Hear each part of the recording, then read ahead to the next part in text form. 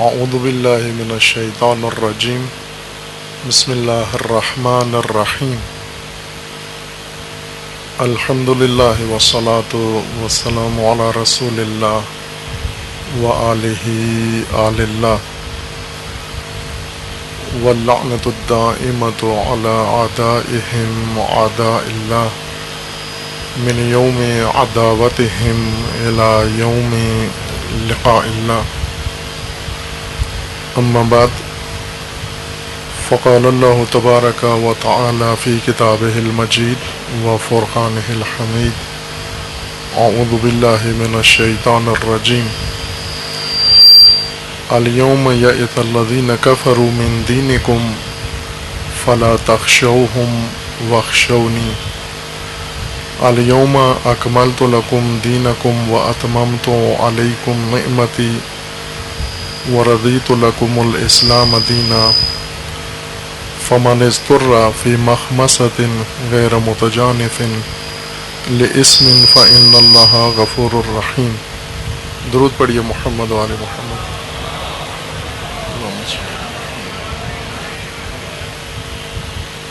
ہفتہ ولایت و عشرہ ولایت و ایام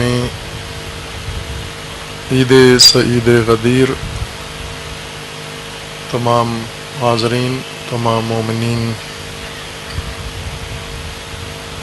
و تمام امت اسلامیہ کو و تمام راہروان راہ ولایت و امامت کو تبریک و تہنیت عرض ہے۔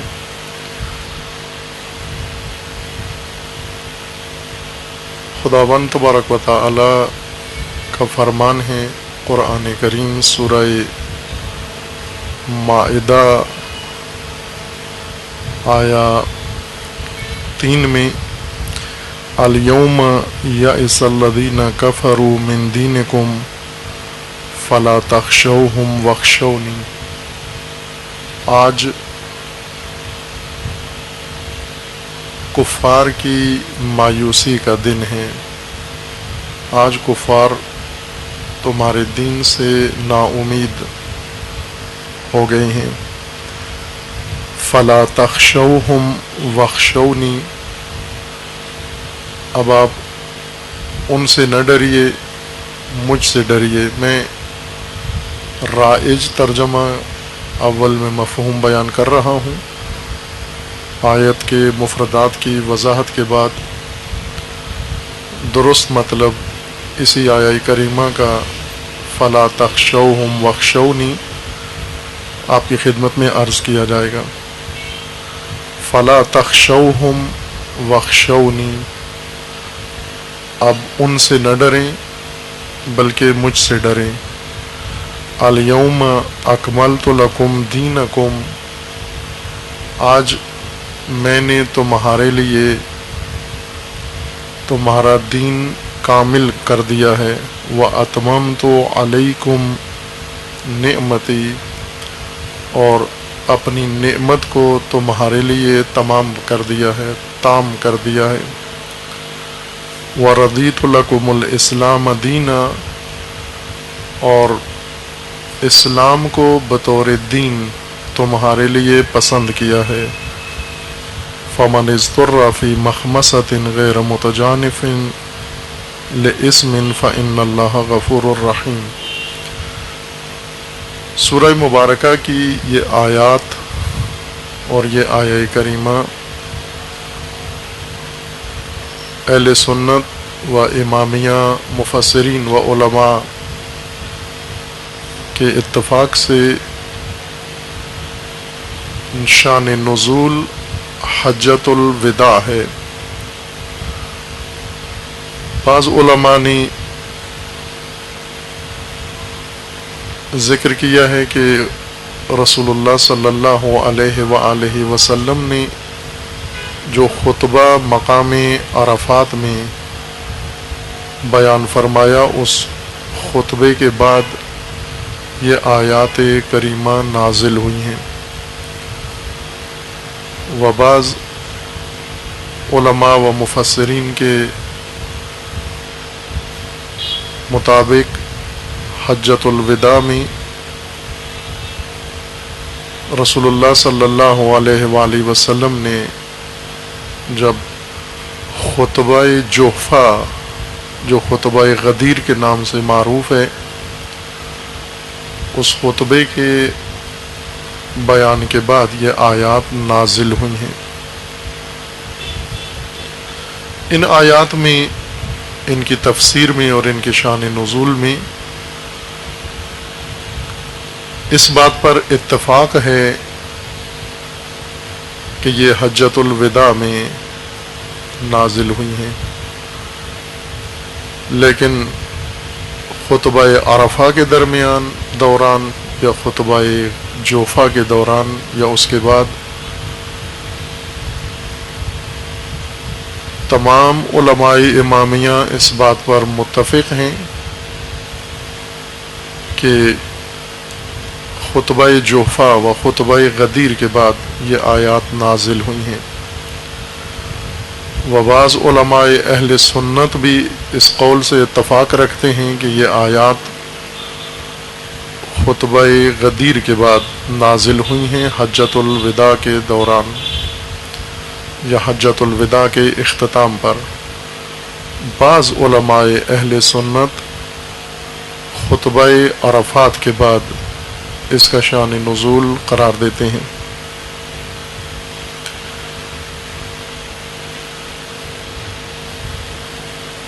یہ آیت مجیدہ جو آپ کی خدمت میں سرنامہ کلام قرار دیا ہے،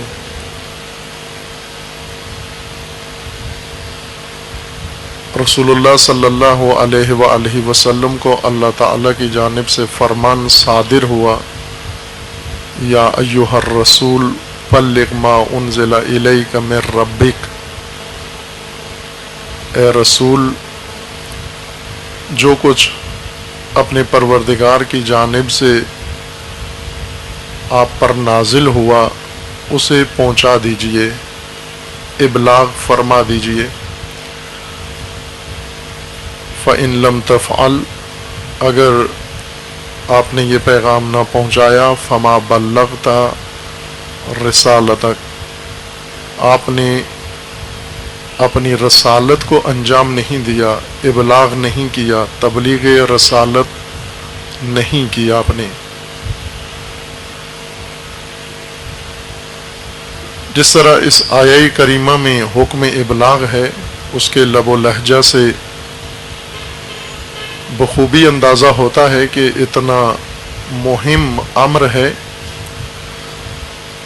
جس کے لیے تاکید کے ساتھ پہلے فرمایا بلغ ما انزل الیک، اور پھر فرمایا کہ اگر یہ تبلیغ نہ ہوئی فإن لم تفعل، اگر یہ ابلاغ نہ ہوا فما بلغت، تو جو کچھ پہلے ابلاغ فرما چکے ہیں وہ بھی سمجھے کہ ابلاغ و تبلیغ نہیں ہوا۔ اگر یہ مطلب تبلیغ نہ ہوا، اس سے پہلے جو کچھ ابلاغ ہوا ہے وہ بھی بیان نہیں ہوا۔ وہ امر مہم جسے قرآن کریم نے ذکر فرمایا ہے اور روایات کے اندر ائمہ اطہار علیہم السلام نے ذکر فرمایا، امر ولایت ہے، ولایت امیر المومنین علیہ الصلاۃ والسلام۔ خداوند تبارک و تعالی نے فرمان دیا رسول اللہ کو کہ ولایت علی جانشینی علی جو نسب اللہ کی جانب سے ہے اور ابلاغ رسول اللہ کی جانب سے ہے۔ اللہ نے مقام ولایت پہ امیر المومنین کو منصوب فرمایا اور رسول اللہ کو حکم دیا کہ آپ اس کی تبلیغ فرمائیں۔ رسول اللہ کے قلب نورانی میں ایسا خدشہ، کھٹکا، خوف موجود تھا اس امر کی تبلیغ کے معاملے میں۔ اللہ تعالیٰ نے فرمایا کہ آپ ابلاغ فرمائیں، اللہ یعصمک من الناس، اللہ آپ کو لوگوں سے محفوظ رکھے گا۔ جو کچھ آپ کو حکم ملا ہے آپ اسے تبلیغ فرما دیں۔ اس خوف کی وجوہات پہلے کئی دفعہ مجالس کے اندر مومنین کی خدمت میں بیان کی ہیں، خصوصاً نہج البلاغہ کے اندر امیر المومنین کے خطبات و فرامین کی روشنی میں کہ کیوں رسول اللہ کے قلب نورانی میں خوف محسوس ہوا اور حکم خدا کی تبلیغ میں یہ احساس پیدا ہوا کہ اگر یہ حکم خدا ابلاغ ہوا، لوگوں کی جانب سے رد عمل کا خدشہ ہے، وہ رد عمل جس سے رسول اللہ گویا اپنے نفس کے اندر ہچکچا رہے ہیں، اس رد عمل سے۔ نہج البلاغہ میں امیر المومنین علیہ السلام نے بیان فرمایا ہے کہ وحی خدا کی تبلیغ میں اور مأموریت رسالت و نبوت کی انجام دہی میں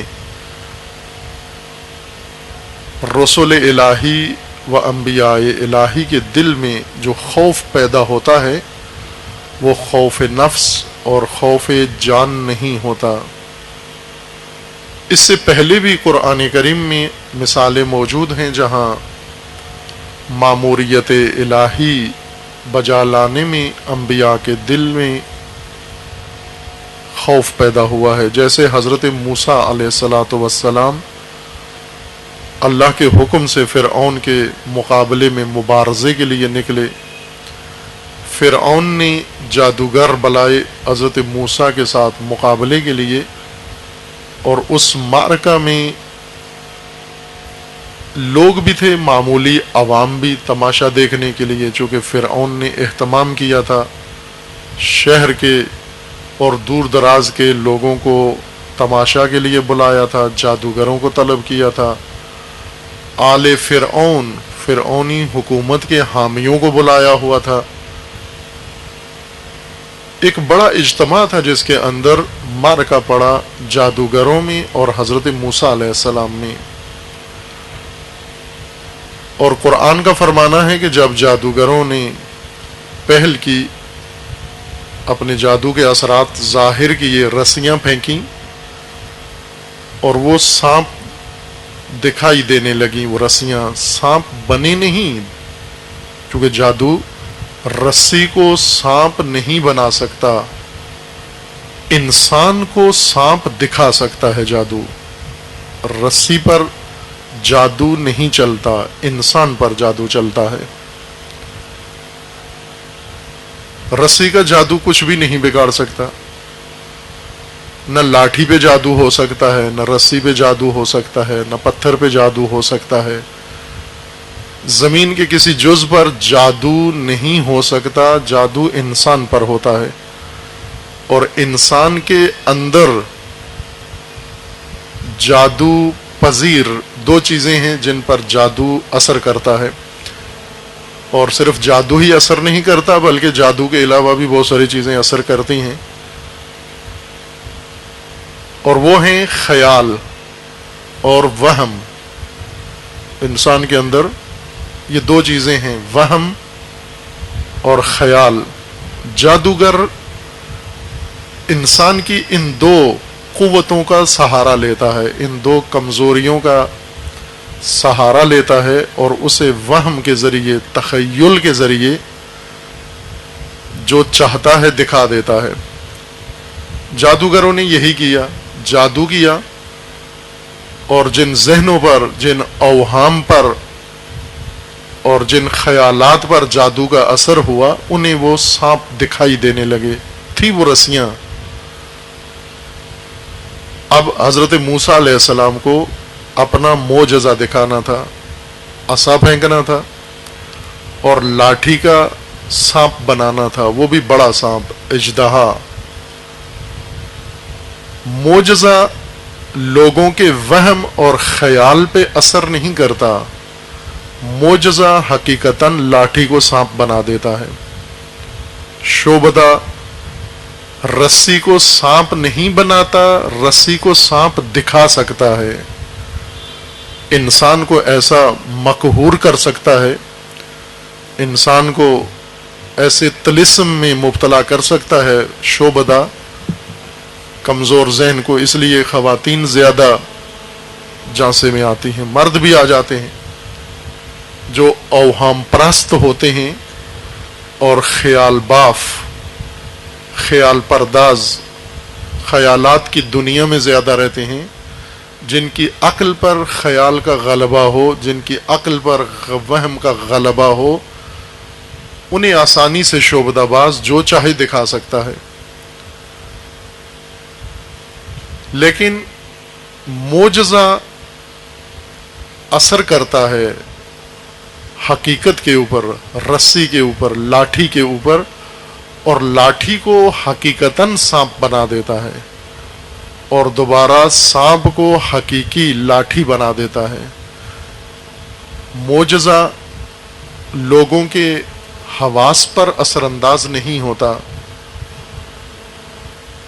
بلکہ مادہ کائنات پر اثر انداز ہوتا ہے، زمین کے اجزاء پر اثر انداز ہوتا ہے، مٹی پر بھی اثر انداز ہوتا ہے، پانی پر بھی اثر انداز ہوتا ہے، لکڑی پر بھی اثر انداز ہوتا ہے. اس کی حیت و ماہیت کو معجزہ بدل دیتا ہے. معجزہ دکھانے والی شخصیت جو ارادہ کرے اس شے کو جو بنانا چاہے بنا سکتا ہے، لیکن بِإِذْنِ الہی، بِإِذْنِ اللہ، اللہ کے اذن و ارادے سے، اللہ کی قوت سے. اس موقع پر جب سحرہ نے، جادوگروں نے رسیاں پھینکی اور وہ لوگوں کو سانپ دکھائی دینے لگیں، لوگ نہیں ڈرے اور نبی خدا کے دل میں خوف آ گیا. اللہ کا فرمان صادر ہوا، لا تخف، اے موسیٰ خوف زدہ مت ہوں، ڈریے مت. اس خوف کی تفسیر اور توجیہ میں امیر المومنین علیہ السلام کا فرمان ہے کہ یہ خوف جان کا خوف نہیں تھا، نفس کا خوف نہیں تھا، موت کا خوف نہیں تھا موسیٰ کو کہ کوئی سانپ، کوئی افعی کاٹ نہ لے مجھے، بلکہ یہ مخصوص خوف ہے جو انبیاء کے اندر، ائمہ کے اندر اور پیشواؤں کے دل میں پیدا ہوتا ہے. اور یہ خوف لاٹھیوں کا، رسیوں کا اور سانپوں کا نہیں بلکہ امتوں کے بارے میں ہے، ان تماش بینوں کے بارے میں ہے، ان کی فہم کے بارے میں ہے، ان کے فیصلوں کے بارے میں ہے، ان کے ادراک کے بارے میں ہے، ان کی سمجھ کے بارے میں ہے، ان کے شعور کے متعلق ہے کہ اگر یہ جادو، شعبدے اور معجزے میں فرق نہ کر سکے تو فرعون ان کی تالیوں سے فرعون کی تائید ہو سکتی ہے. جہاں پر عوام قاضی بنا دیے جائیں اور نبی امتحان میں ڈال دیے جائیں، وہاں یہ خوف پیدا ہوتا ہے کہ جب نبیوں کے کاموں کو عوام نے سمجھنا ہو اور تائید کرنی ہو، اور ایک طرف جھوٹے شعبدہ باز اور ایک طرف معجزہ گر نبی، لیکن عوام کی تالیوں سے فیصلہ ہونا ہے، یہاں خوف آتا ہے. اگر عالم و جاہل میں مقابلہ ہو جائے اور عوام کو قاضی بنا دیا جائے اور عوام کی تالیوں سے اور نعروں سے فیصلہ ہونا ہو، یہاں پر انبیاء کا دل لرز جاتا ہے، یہاں پر پیشواؤں کا دل لرز جاتا ہے. اور خدا کی طرف سے حکم آتا ہے، لا تخف، آپ خوف مت کھائیے کہ اللہ آپ کو اس معرکے میں خدا کامیابی عطا فرمائے گا. اور ایسا ہی ہوا. اگرچہ بظاہر عوام نے جادوگروں کے حق میں تالیاں بجائیں اور موسیٰ کو بھی جادوگر کہہ دیا، لیکن آخرکار خداوند تبارک و تعالیٰ نے فرعون پر اور فرعونیوں پر حضرت موسیٰ کو غلبہ عطا فرمایا۔ رسول اللہ صلی اللہ علیہ وآلہ وسلم جب حجۃ الوداع میں اختتام حجۃ الوداع پر میقات جوفہ میں تشریف فرما ہوئے، حجاج صحابہ رسول اللہ کے ہمراہ حج سے فارغ ہو کر جب اس چوراہے پہ پہنچے جہاں سے اپنے اپنے ممالک اور اپنے اپنے بلاد اور اپنے اپنے شہروں میں تقسیم ہو جانا تھا انہیں، حضور نے وہاں پر ناگوار موسم میں گرمی کی شدت میں خطبہ بیان فرمایا، خطبۃ الغدیر، جو سابقہ سال روز غدیر جامعہ میں قراءت کیا تھا، فقط تلاوت کیا تھا مومنین کی خدمت میں، کہ وہاں رجوع کر سکتے ہیں۔ خطبہ ظاہراً مشرب ناب میں بھی چھپا ہے وہ خطبہ، وہاں بھی رجوع کر سکتے ہیں۔ تفصیل اس خطبے کی جس کا ایک جملہ ذاکروں کو پتہ ہے اور خطیبوں کو، مومنین کی آگاہی کے لیے پورا خطبہ بیان کیا ہے کہ آگاہ ہو جائیں اس میں کیا موجود تھا خطبے کے اندر۔ اور اس خطبے میں نصب امیر المومنین کا حکم تھا، نصب ولی کا حکم تھا کہ رسول اللہ اپنے بعد اپنا قائم مقام، اپنا خلیفہ، اپنا جانشین اللہ کے حکم پر امت کے سامنے منصوب فرمائیں، متعارف کروائیں، اور اس طرح ماموریت رسالت انجام دیں۔ قرآن کا فرمان ہے کہ رسول اللہ کے دل نورانی میں یہ خوف پیدا ہوا کہ ان عوام کے سامنے ولی منصوب کرنا ہے، حکم ولایت اعلان کرنا ہے۔ اگر یہ حکم ولایت کی طرف متوجہ نہ ہوئے، چونکہ ایک طرف رسالت ہے، نبوت ہے اور وحی، اور دوسری طرف جہالت ہے و جاہلیت اور دین آبائی، قریش کا دین، اسلام سے قبل کا دین، بعثت سے قبل کا دین، قبیلہ پرستی کا دین، قوم پرستی کا دین، اور وہ تاریخ کے لحاظ سے بہت کہنا اور قدیم بھی نہیں ہے، بلکہ 23 سال پہلے تک یہ ساری قوم اس دین پر عمل پیرا تھی، اور 23 سال بعد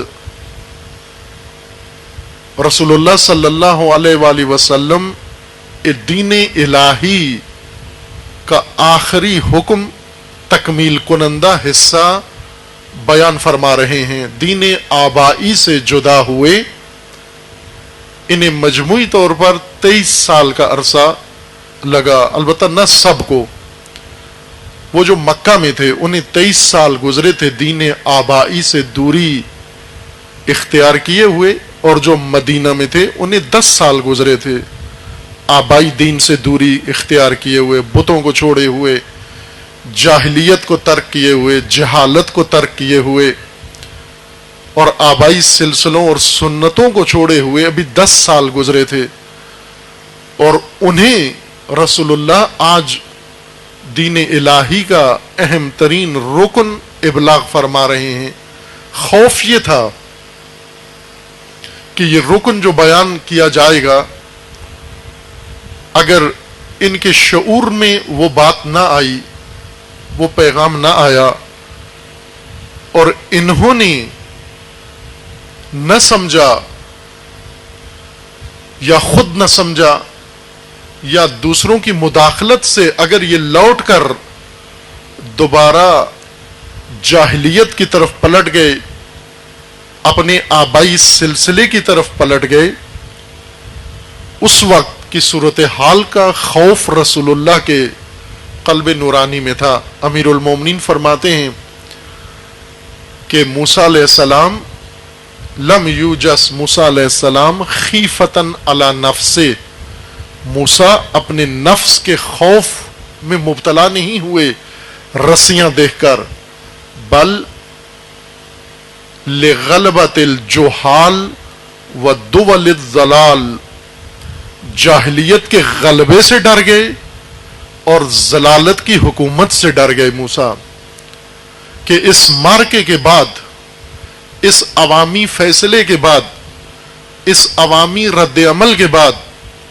اس عوامی شعور کے امتحان کے بعد اگر یہ عوام معجزہ میں فرق نہ کر سکے اور شعبدہ کو جدا نہ سمجھ سکے، نتیجہ غلبہ جاہلیت لغلبۃ الجہال ودول الضلال، گمراہ حکومتوں کے خوف میں موسیٰ مبتلا ہوئے، اور پھر موسیٰ کا خوف درست ثابت ہوا۔ رسول اللہ کے قلب نورانی میں یہی خوف تھا، لغلبۃ الجہال ودول الضلال۔ اعلان ولایت کے بعد اگر ان کے شعور میں یہ بات نہ آئی، نہ سمائی، جاہلیت کا غلبہ ہو جائے گا اور گمراہ حکومتیں قائم ہو جائیں گی، گمراہ دول برسر کار آ جائیں گے۔ اور تاریخ گواہی دیتی ہے کہ رسول اللہ کا یہ خوف درست ثابت ہوا۔ لوگوں نے اعلان ولایت سنا اور رد عمل فوری دکھایا، بخن بخن کیا۔ یہ جملہ آپ نے سنا ہوا ہے، معنی بھی کیا ہوا ہے آپ کے سامنے۔ بخن بخن کا ترجمہ عموماً ممبر سے غلط کیا جاتا ہے، مبارک ہو۔ بخن مبارک کو نہیں کہتے، نہ عربی میں کہتے ہیں اور نہ ہی فارسی میں کہتے ہیں، نہ کسی اور زبان میں۔ بخن کا ترجمہ مبارک نہیں ہے، فقط یہاں پنجابی اور سرائکی میں کہتے ہیں بخن کا مطلب مبارک ہو۔ عربی لفظ ہے، اس کا مطلب ہوتا ہے واہ واہ۔ بخن بخن واہ واہ۔ عرض کیا ہے کہ مبارک خود عربی لفظ ہے، عرب جب مبارک دیتے ہیں تو بارکہ کہتے ہیں، بارک اللہ فیکم۔ خود اسی لفظ سے مبارک عربی کا لفظ ہے، فتبارک اللہ احسن الخالقین۔ اللہ کو بخن بخن نہیں کہنا پڑتی، تبارک اللہ۔ اور مبارک ہو دعا ہے کہ اللہ برکت دے، اللہ وسعت دے، اللہ گشائش دے۔ مبارک برکت سے ہے اور برکت وسعت کو کہتے ہیں، دعا ہے یہ۔ بخن بخن واہ واہ ہے، داد دینا، تحسین کرنا، سراہنا۔ اور رسول اللہ کو یہی خوف و خدشہ تھا کہ اعلان ولایت ہوگا اور ان کے شعور میں اس اعلان سے کیا نکتہ آئے گا۔ فوراً انہوں نے بخن بخن کیا، واہ واہ کیا، اور تب سے اب تک ولایت کے مقابلے میں رسول اللہ نے اعلان کیا، نام لیا تو بھی واہ واہ، اور بعد میں کسی عالم نے نام لیا تو بھی واہ واہ، اگر کوئی ذاکر تذکرہ کرے تو بھی واہ واہ، اگر کوئی خطیب ذکر کرے تو بھی واہ واہ، اور آج تک واہ واہ۔ ولایت کو فقط واہ واہ نصیب ہوا، بخن بخن۔ وہ سنت ان بزرگوں نے قائم کی وہاں پر غدیر میں، جوفا میں، پورے مجمع نے اس طرح دل کھول کے بخن بخن کی کہ اب تک 14 صدیوں سے ولایت کے نام پر فقط بخن بخن ہو رہا ہے۔ اور رسول اللہ کا خوف درست ثابت ہوا کہ یہ بخن بخن پہ ہی اس حکم خدا کو گزار کے چلے جائیں گے، اور جو کچھ اللہ کا مقصود ہے ان تک پہنچانا، ابلاغ کرنا، وہ اگر ان تک نہیں پہنچا، اس وقت جو صورتحال تھی وہ رسول اللہ کے قلب نورانی میں موجود تھی۔ اللہ تعالیٰ کا فرمان ہے، جب رسول اللہ کو فرمایا یا ایھا الرسول بلغ ما انزل الیک من ربک، یہاں کچھ تفسیری نکات ہیں اور ضروری ہے کہ مومنین کے سامنے بیان کیے جائیں، چونکہ قرآن کریم منتخب آیات مومنوں کے لیے نہیں ہیں کہ باقی علماء کے لیے ہیں، مدارس کے لیے ہیں، حافظوں کے لیے ہیں، قاریوں کے لیے ہیں، اور چند آیات منتخب آیات یہ مومنوں کے لیے ہیں۔ یہ ہم نے خود یہ نظام بنا لیا ہے کہ چند آیات مومنوں کے لیے چن لی ہیں جنہیں ہر مناسبت سے ذکر کر دیا جاتا ہے۔ جیسے آیہ استرجاع ہے، اگر کوئی فوت ہو جائے تو انا للہ و انا الیہ راجعون، یہ ایک آیت ہے مردوں کے لیے، ہم نے اختصاص دے دیا، ہم نے مخصوص کر دیا، ورنہ اللہ نے مردوں کے لیے بیان نہیں فرمائی۔ تمام آیات زندہ لوگوں کے لیے ہیں، حی لوگوں کے لیے، مومنوں کے لیے ہیں۔ سب آیات قرآن کی ہر آیت ہر فرد سے تعلق رکھتی ہے۔ سورہ فاتحہ سے لے کر آخر تک والناس تک ہر آیت ہر لفظ قرآن کریم کا ہر فرد سے تعلق رکھتا ہے، اور ان آیات کے اندر اگر کوئی پیچیدگی محسوس ہوتی ہے کسی کو سمجھنے میں، البتہ نہ آیت میں تو نہیں ہے، سمجھنے میں ممکن ہے کسی کو پیچیدگی محسوس ہو، ان مجالس دین کے اندر انہی پیچیدگیوں کو دور کیا جائے، ذہنی الجھنوں کو ختم کیا جائے۔ چند آیات ہیں قرآن کریم کی جن کے بارے میں یہ الجھنیں ذہنوں میں ڈال دی گئی ہیں تو نہیں، قرآن کریم میں ذرا برابر الجھن نہیں ہے، کتاب لا ریب ہے، لیکن سمجھنے والے سمجھانے والے وہ کبھی تفسیر و ترجمہ کے مقام پر، بیان کے مقام پر اس میں خود الجھتے ہیں اور اپنے ساتھ چند اذہان دیگر بھی الجھا دیتے ہیں۔ ان الجھنوں کو دینی مجالس و محافل میں ختم ہونا چاہیے۔ ایک الجھن ایک آیہ تطہیر میں اور آیہ اکمال دین اور اتمام نعمت، جو آج میں نے اس مجلس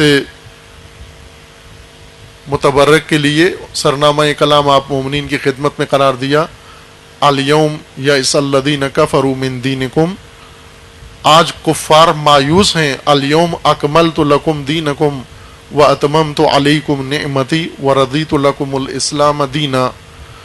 یہ آیہ اکمال دین کے نام سے یہ آیت معروف ہے، آیہ اتمام نعمت کے عنوان سے یہ آیت جانی جاتی ہے۔ یہ آیہ کریمہ ایک بڑی آیت کا حصہ ہے، یہ نصف آیت ہے۔ اس سے پہلے وہ آیت بھی میں آپ کی خدمت میں پوری پڑھ دیتا ہوں تاکہ مضمون سے آگاہ ہوں کہ اس سے پہلا حصہ کون سا ہے۔ آیات 3 سورہ مبارکہ مائدہ کی آیات 3 ہے۔ اعوذ باللہ من الشیطان الرجیم، حرمت علیکم المیتۃ والدم ولحم الخنزیر وما اہل لغیر اللہ بہ والمنخنقۃ والموقوذۃ والمتردیۃ والنطیحہ وما اکل السبع الا ما زکیتم وما ذبح علی النصب وان تستقسموا بالازلام ذالکم فسق۔ یہ پہلا حصہ ہے آیت کا۔ دوسرا حصہ یہ ہے، الیوم یئس الذین کفروا من دینکم فلا تخشوہم واخشونی الیوم اکملت لکم دینکم واتممت علیکم نعمتی ورضیت لکم الاسلام دینا فمن اضطر فی مخمصۃ غیر متجانف لإثم فإن اللہ غفور الرحیم۔ یہ مکمل آیہ کریمہ ہے۔ قرآن کریم میں تقسیم آیات کی اس طرح سے ہے کہ بعض اوقات مضمون ایک ہے اور جملے دو ہیں، آیتیں دو بنا دی گئی ہیں، بات ایک ہی ہو رہی ہے، ایک ہی مضمون ہے، اس کا ایک حصہ پہلی آیت میں ہے اور دوسرا حصہ دوسری آیت میں، تیسرا حصہ تیسری آیت میں، یا ایک ہی حصہ 3-4 آیات چھوٹی چھوٹی آیات کے اندر ہے۔ اس کی بھی حکمت ہے، اس کے اندر بھی راز ہے، سر ہے کہ ایک مطلب کو چھوٹے چھوٹے جملے بنا کر ذکر کرنا۔ آپ آج کل تو مشکل ہے، البتہ انگلش میڈیم سکولوں میں اردو انشاء نہیں لکھتے، اور ویسے بھی پاکستانیوں کو اردو سے نفرت ہے چونکہ قومی زبان ہے۔ پاکستانیوں کو کسی چیز سے اگر دور کرنا ہو اسے قومی ہونے کا درجہ دے دیں۔ اگر یہ پیسے سارے قومی عنوان قرار دیں، پاکستانی پیسے سے نفرت شروع کر دیں گے چونکہ قومی ہے یہ۔ جب تک اپنے ہیں پیسے سے محبت ہے، اگر قومی ہو جائے پیسہ تو سارے پیسہ چھوڑ دیں گے۔ قومی زبان، قومی شاعر، قومی ثقافت، باقی جو قومی چیزیں ہیں پسند نہیں ہیں۔ वैसे उर्दू बोलना तौहीन समझते हैं अपने लिए, पसमानदगी की अलामत। मायूब है अगर कोई उर्दू बोलता, उसको बेटी नहीं देते उस दूल्हे को जिसको जो उर्दू बोलता हो। जब तक तन पे लंडा ना पहने और जबान पे लंडा ना बोले, उस वक्त समझते ये मॉडर्न नहीं है। लंडा उसी को कहते हैं ना कि जो एक कौम ने उतारा है दूसरी कौम ने पहन लिया है। तो सिर्फ तन से उतरी हुई चीज तो लंडा नहीं है। दूसरी कौम की हर चीज लंडा है जो कोई और कौम अपना ले। उनका लिबास अपना लें तो वो भी लंडा है, उनकी जबान अपना लें तो भी लंडा है, उनका सिस्टम अपना लें तो भी लंडा है। एक कौम का मतरूक निजाम आप उठा लें, उसका स्क्रैप आप उठा लें। ये जितनी भी गाड़ियां आती हैं रिफर्बिश, वो लंडा है ना। ये लंडे की गाड़ियां हैं, लंडे की मशीनें हैं, लंडे की हर चीज है। चूंकि किसी कौम ने बनाया, उन्होंने बना के इस्तेमाल करके मतरूक करके छोड़ दिया, हम उठा के ले आए, हमने अपनी मौज बनाई हुई है। यहां पर मौजी कौम है नहीं। उर्दू में यादिश बखैर जब उर्दू पढ़ाते थे और उर्दू के टीचर्स मौजूद थे, असातीद, उर्दू में इंशा लिखवाते थे, इंशा नवीसी, और उसमें कायदे बताते थे, लिखाई के कायदे, इंशा नवीसी के कायदे। मुझे याद है अभी भी उस उर्दू के बुजुर्गवार उस्ताद की बातें, खुदा मगफरत फरमाए उनकी। वो बहुत खूबसूरत तरीके से पढ़ाते थे उर्दू, और उसमें ये ताकीद करते थे कि कभी भी बड़ा जुमला मत बनाओ। अगर मतलब बड़ा है तो जुमला बड़ा ना बनाओ, उस बड़े मतलब को छोटे छोटे चंद जुमलों में बयान करो। अभी शायद कुरान समझते भी नहीं थे हम, पढ़ तो लेते थे लेकिन समझते नहीं थे, और वो भी कुरान फहमी का दर्स नहीं दे रहे थे, उर्दू का इंशा बताते थे कि लिखाई में हमेशा ये कानून है, ये कायदा है, आप जिस जबान में लिख रहे हो, बाज़ औक़ात इंसान को लंबी बात करना पड़ जाती है, एक मुफस्सल मतलब कहना पड़ जाता है, तो जितना मतलब है उतना जुमला ना बनाओ। एक सफ़े का मतलब है तो एक सफ़े का जुमला ना बनाओ, वरना किसी के पल्ले कुछ भी नहीं पड़ेगा, बल्कि शायद मुमकिन है अगले को कोई और जहनी तकलीफ हो सकती है, वो हॉस्पिटल जा सकता है आपका जुमला पढ़ के और उलझ के उसके अंदर किसी तकलीफ में मुब्तला हो सकता है। नहीं समझ में आती बातें, सीधी सीधी बात करो, छोटे छोटे जुमले बनाओ, उस बड़े मतलब को तकसीम करो, बात को हिस्से बनाओ, और एक हिस्सा एक जुमले में, फिर एक हिस्सा एक जुमले में, और उनको तरतीब के साथ रखो, और वो तरतीब बड़ी खूबसूरत हो, आपस में एक रब्त हो उसका तरतीब का। फिर इसके बाद ये छोटे छोटे जुमले अगर आप इबारत में लिख कर किसी के सामने पेश करेंगे, आसानी से आपका मुद्दा समझ जाएगा। खूब ये उसलूब है, चूंकि कुरान करीम अवामी जबान में बयान हुआ है, कुरान नाजिल हुआ है। नाजिल होने का मतलब काबिले फहम बनाया गया है। नाजिल होने से मुराद ऐसे नहीं कि ऊपर बुलंद छत पे था वहां से उतारा गया, जैसे जहाज में कोई चीज हो उसे बंडल के जरिए नीचे उतारा जाए, या बारिश जिस तरह ऊपर से उतरती है और नीचे आती है, मकानी सफर तय करती है, ये नहीं है नुज़ूल जो हमारे जहनों में सादा सा मफहूम बैठा हुआ है। नुज़ूल कुरान से मुराद ये है कि हमारी समझें, हमारी समझ, हमारी फहम कुरान के दर्जे और लेवल से बहुत नीचे है, और कुरान का दर्जा चूंकि कलाम इलाही है, बहुत आला है, बहुत बुलंद है। एक तो हमें बुलाया गया, ताल आओ, तुम ऊपर आओ। हम तो कैसे ऊपर आए, इतने बकरे कुर्बानी के खा के ऊपर कैसे जाएं? हमसे जमीन पे नहीं चला जा रहा, ऊपर कैसे जाएं हम? इसलिए जब देख लिया कि ये तो ऊपर आने वाले नहीं है, ओवरवेट है, बस इसलिए कहा कि कुरान को तुम्हारे लिए काबिले फहम बना देते हैं।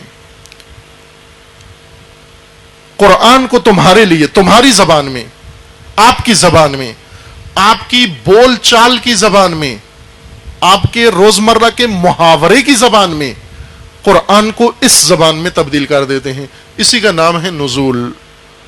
हमने कुरान को नाजिल किया, तुम्हारी फहम और तुम्हारी बोलचाल के दर्जे तक ले आए ताकि समझ सको। اور قرآن کریم کے بارے میں اللہ کا فرمانا ہے کہ ہم نے اسے آسان کیا ہے. لقد یسرنا القرآن، آسان بنایا، آسان ترین بنایا. ان پڑھ کو بھی اگر قرآن سناؤ تو سمجھ جائے گا، مثالیں نہ لگاؤ. آپ اپنی طرف سے قرآن کے اوپر کوئی چیز اضافہ نہ کرو، فقط قرآن بیان کر دو اسی طرح سے جس طرح سے اتارا گیا ہے. آپ دیکھیں گے ان پڑھوں کو بھی سمجھ میں آتا ہے. آپ کی مثالیں آپ کے سامنے موجود ہوں گی. دیکھا ہوگا آپ نے جنہیں معمولی کوئی تعلیم بھی نہیں ہے، لیکن جب قرآن کے مفاہیم اسی سادگی کے ساتھ جیسے قرآن میں ہیں اگر بیان کر دیے جائیں سمجھ جاتے ہیں. لیکن اگر تفسیریں پڑھ کے سنائیں، اقوال پڑھ کے سنائیں، قرآن کے نیچے فٹ نوٹ لکھے ہوئے پڑھ کے سنائیں، پھر ذہن الجھ جاتا ہے، پھر سمجھ میں نہیں آتی کہ کیا کہا جا رہا ہے اور مقصود کیا ہے.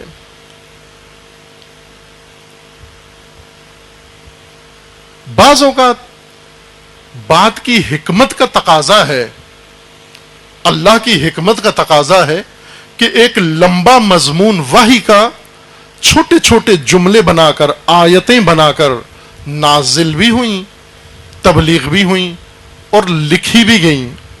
اسی طرح سے لکھی گئیں جس طرح جبریل امین لے کر آئے اللہ کی جانب سے اور قلب نورانی رسول اللہ پر، رسول امین پر اتری وہ آیات، اور رسول اللہ نے امانت داری کے ساتھ اسے بیان فرما دیا اصحاب کے سامنے، شاگردوں کے سامنے، امت کے سامنے. اور انہیں لکھوا کے پھر دوبارہ سنا بھی ان سے. پہلے لکھواتے پھر پوچھتے کہ کیا لکھا ہے، کہیں ایسا نہ ہو کہ بیان کچھ اور کیا ہے، لکھ کچھ اور دیا ہو. اس تاکید کے ساتھ، اہتمام کے ساتھ حضور قرآن لکھواتے، املا کرواتے اور پھر دوبارہ ان سے سنتے بھی کہ بتاؤ کیا پڑھا ہے، کیا لکھا ہے تم نے. حکمت کا ایک تقاضا یہ تھا کہ مفصل مضامین چھوٹی چھوٹی آیات میں آپ اگر قرآن کی تلاوت فرمائیں تو آپ کو بخوبی اندازہ ہوگا کئی صورتیں قرآن کی ایسے ہیں جو چھوٹی چھوٹی آیات پر مشتمل ہیں. اور کسی جگہ پر یہ طرز نہیں ہے، بلکہ دو باتیں، دو بالکل الگ سی باتیں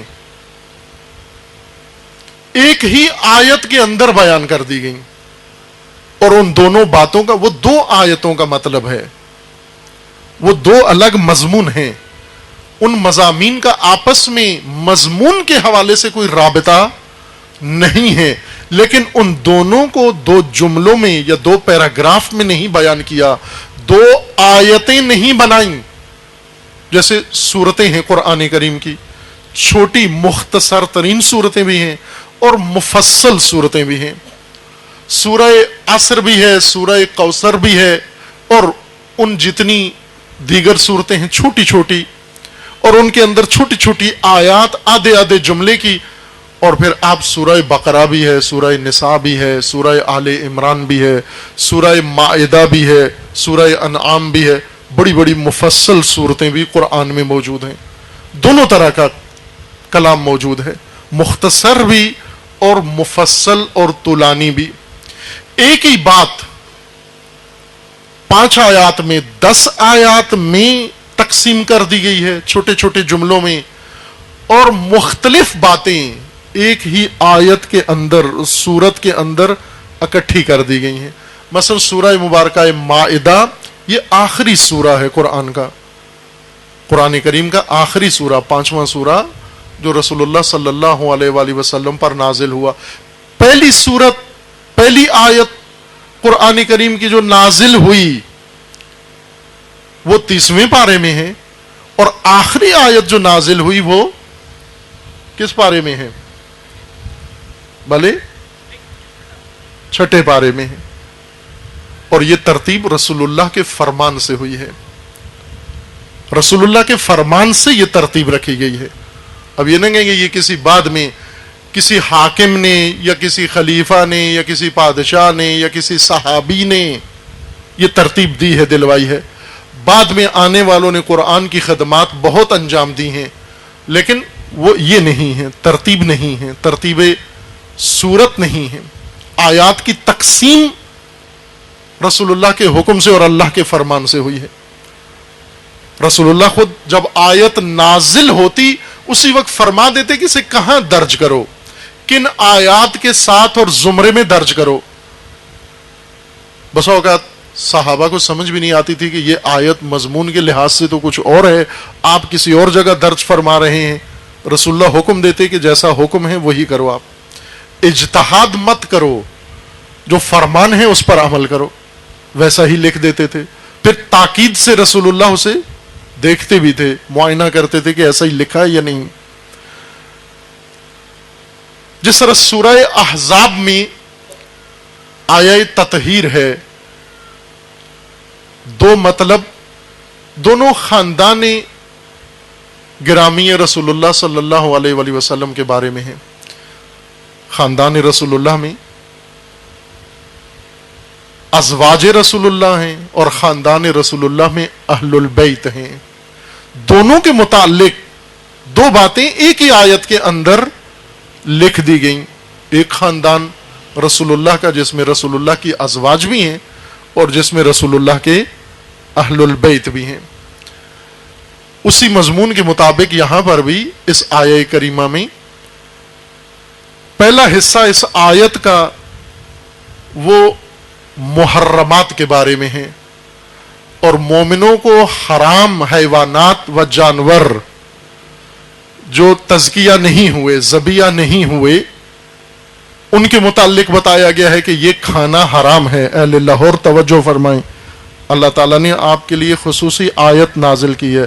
حرمت علیکم المیتہ, میتہ حرام ہے. میتہ وہ جانور جو یا قابل ذبیحہ نہ ہو یا قابلیت رکھتا ہے لیکن اسے ذبح نہ کیا گیا ہو. مثلا گائے ہے, بیل ہے, قربانی کے لیے لائے اور بھاگ گیا, جا کے ٹرک سے لگا وہیں مر گیا.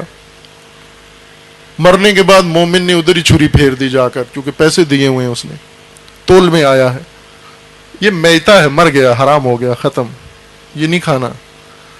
گدھا لاہور میں بھی حرام ہے, باقی دنیا میں تو ہے ہی ہے, لاہور میں بھی حرام ہے. کوئی مومن بتا رہے تھے کہ ابھی یہ قربانی کے دنوں میں لاہور والوں نے پہلی دفعہ حلال جانوروں کا گوشت کھایا ہے. چوک بنے ہوئے ہیں اس طرح کے, چونکہ کچھ لوگوں نے یہ ظلم کیا ہے, گدھوں کا گوشت, گدھوں کی کھالیں انہوں نے اتاری اور گوشت بیچا اور لوگوں کو یہ مصیبت میں ڈالا. حرمت علیکم المیتہ والدم, خون حرام ہے, خون حرام ہے. اور جانور کو جب ذبح کرتے ہو تو پہلا خون جو جانور سے نکلتا ہے وہ نجس بھی ہوتا ہے. جو رہ جاتا ہے اس کے جسم میں, خون جب چھری سے کاٹتے ہو, چار رگیں کاٹنا ضروری ہے. ذبح شرعی 4 رگیں کاٹنے کو کہتے ہیں, کسائی کو معلوم ہوتی ہیں. ذبح وہ قطع الاوداج الاربعہ, 4 رگیں کاٹنا ذبح شرعی ہے. نہ جہاں سے مرضی ہے کاٹ دو, جہاں چھری چلائی کاٹ دو. 4 رگیں کاٹنا جانور کی, مرغی کی اور بکرے کی, سب کی یہ ضروری ہے, پھر کھانے کے قابل ہوتا ہے. اگر یہ نہیں ہوا تو میتہ ہے. دم حرام ہے. لحم الخنزیر حرام ہے, خنزیر کا گوشت حرام ہے ہر جگہ, اپنے ملک میں ہو وہاں بھی, یورپ جاؤ وہاں بھی حرام ہے. کسی بھی اس کا پروڈکٹ بھی حرام ہے. خنزیر کے گوشت سے کچھ بھی بنا ہوا ہو, چربی بنی ہوئی ہو, کیپسول بنا ہوا ہو, صابن بنا ہوا ہو, شیمپو بنا ہوا ہو, جو کچھ خنزیر کے گوشت و خون و اجزاء سے بنا ہو حرام ہے. وما اہل لغیر اللہ بہ, اور جس پر اللہ کا نام نہ لیا گیا ہو, غیر اللہ کا نام لیا گیا ہو. کسی انسان کا, دادا جی کے نام پر قربانی کرتے ہیں, حرام. نانا جی کے نام پر حرام, بچے کے نام پر حرام. اللہ کا نام, اللہ کا نام بھی ذکر ہے, دعا ہے خاص, کس طرح ذبح کرنا ہے. بسم اللہ و باللہ وعلی ملت رسول اللہ, یہ بعض دعاؤں میں ہے من اللہ, بسم اللہ و باللہ و من اللہ. قربانی کی دعا انی وجہت, اب تو کھا چکے ہیں, کر چکے ہیں, ابھی تو ڈکار بھی ختم ہو گئے قربانی کے. انی وجہت وجہی للذی فطر السماوات والارض حنیفا مسلما وما انا من المشرکین بسم اللہ وباللہ ومن اللہ امرت بذالک وانا اول المسلمین، یا انا من المسلمین، دونوں طرح سے انا من المسلمین، بسم اللہ وباللہ، یہ دعا ہے اللہ کے نام پر۔ بھلے صدقہ ٹھیک ہے، وہ کاٹنا صدقہ کسی کی سلامتی کے لیے اللہ کا نام لے کر حیوان کاٹنا، اس سے وہ ناجائز نہیں ہو جاتا۔ سلامتی بچے کی، سلامتی بیمار کی، سلامتی کسی اور کی مطلوب ہے، لیکن نام اللہ کا لیا جا رہا ہے، خوب اللہ کے نام سے کاٹیں۔ اور جو لیتے ہیں یقین ہو آپ کو، بازار سے جو گوشت لیتے ہو یقین ہو چکن حلال کاٹا گیا ہے، شرائط ذبح اس کے اندر موجود ہیں۔ یہ قرآن بتا رہا ہے، اس لیے جاننا مومنین کے لیے ضروری ہے۔ وَالْمُنْخَنِقَةُ وَالْمَوْقُوذَةُ وَالْمُتَرَدِّيَةُ وَالنَّطِيحَةُ، وہ جانور جو گر کے مر گیا ہے، جسے دوسرے جانور نے مار دیا ہے، جو ان حادثوں کے نتیجے میں مر گیا ہے، یہ بھی ناجائز ہے، یہ نہیں کھا سکتے۔ وَمَا أَكَلَ السَّبُعُ، درندے جس کو چیر پھاڑ گئے ہیں، إِلَّا مَا زَكَّيْتُمْ، مگر یہ کہ اسے مرنے سے پہلے پہلے تم نے تزکیہ کر لیا ہو، ذبح کر لیا ہو۔ وَمَا ذُبِحَ عَلَى النُّصُبِ، جو بتوں پر ذبح کرتے ہو تم، جو بتوں کے اوپر جا کر ذبح کرتے ہو، وہ جائز نہیں ہے۔ وَأَن تَسْتَقْسِمُوا بِالْأَزْلَامِ، اور تقسیم جو تم کرتے ہو جوئے کے ذریعے سے، جوئے کے نیزے یا جوئے کی سٹک، ازلام کے ذریعے سے، یا ایسے چیزوں سے جیسے وہ جوئے کی رقم تقسیم کی جاتی ہے، اگر تم یہ تقسیم کرتے ہو یہ بھی حرام ہے۔ ذالکم فسق، مومنو یہ فسق ہے، یہ دین سے خروج ہے، دین سے نکل جانا ہے۔ یہ آیت، یہ مضمون یہاں پہ ختم ہو جاتا ہے، پھر اس کے بعد نیا مضمون شروع ہوتا ہے۔ اليوم یئس الذین کفروا من دینکم فلا تخشوہم واخشونی، آج کافر دشمنان دین تمہارے دین سے مایوس ہو گئے ہیں، اب ان کی پرواہ مت کرو۔ خشیت پرواہ کو کہتے ہیں، کھٹکے کو کہتے ہیں، دھیان کو کہتے ہیں۔ پرواہ اکثر آپ کرتے ہیں جب کوئی ایسا کام ہم مصروف ہوتے ہیں جس میں بچنا چاہتے ہیں کوئی دیکھ نہ لے، مثلا خشیت اکثر جب آپ موبائل کھولتے ہیں، مثلا میاں گھر میں ہوتا ہے، موبائل کھولتا ہے، کال آتی ہے، اب کال کسی کی بھی ہے، ممکن ہے ادھر کوئی نسوانی آواز آ رہی ہے، کوئی کولیگ ہے، کوئی گاہک ہے، کوئی بھی ہو سکتا ہے، کوئی رشتہ دار خاتون ہے، پڑوسی خاتون ہے، کوئی بھی ہے، اور اس نے میاں کے نمبر ملایا ہے، اور انہوں نے جو ہی دیکھا کہ خاتون کی کال آئی ہے، اگر بیوی کو پتہ چل گئی تو پھر آپ کو پتہ ہے کہ حشر کیا ہوگا میاں کا، یہ کال کہاں تک مسئلہ جا پہنچے گا۔ لہٰذا موبائل اٹھاتا ہے اور فوراً اٹھا کے باہر نکل جاتا ہے، اور باہر نکل کے بڑے سرگوشی میں بات کرتا ہے، اور ایک آنکھ اس کی دروازے کی طرف ہوتی ہے کہ کہیں آ نہ جائے، اوپر سے دیکھنے لے میں کسی عورت سے بات کر رہا ہوں۔ اس حالت کو خشیت کہتے ہیں، پرواہ، کھٹکا، دھیان، کہیں پکڑا نہ جاؤں، کہیں پہنچ نہ آئے، کہیں دیکھ نہ لے، کہیں چھاپا نہ مار دے۔ اس حالت کو کھٹکا، دغدغا، پرواہ، کتنی پرواہ کر رہے ہیں۔ بعض ہوتے ہیں پرواہ نہیں کرتے، جو کام کرتے ہیں، سگریٹ پینا ہے بچوں کے سامنے پی لیا، جھوٹ بولنا ہے گھر کے سب کے سامنے بھول دیا، کوئی اور غلط منظر موبائل میں کسی میں دیکھنا ہے سب کے سامنے دیکھ لیا، کسی کی پرواہ نہیں کرتے، بے پرواہ۔ خشیت خوف ہے، لیکن وہ خوف جو کھٹکے کی صورت میں ہوتا ہے انسان میں، کہ کوئی دیکھ نہ لے، یا جیسے کوئی ملاوٹ کر رہا ہے، گاہک ہوشیاری کے ساتھ کرتا ہے کہ کوئی دیکھ نہ لے، بچا کے نگاہوں سے، اس حالت کو خشیت کہتے ہیں۔ اگر مومن کے دل میں اللہ کی یاد موجود ہو، توجہ و دھیان اللہ کی جانب ہو، جو کام کر رہا ہے اور یہ ذہن میں آ جائے کہ خدا مجھے دیکھ رہا ہے، اس حالت کو خشیت کہا جاتا ہے۔ کھٹکا اگر کسی کا ہو دل میں اور وہ کھٹکا کرنے نہ دے وہ کام، چونکہ اللہ سے چھپ کے کہاں کرو گے آپ؟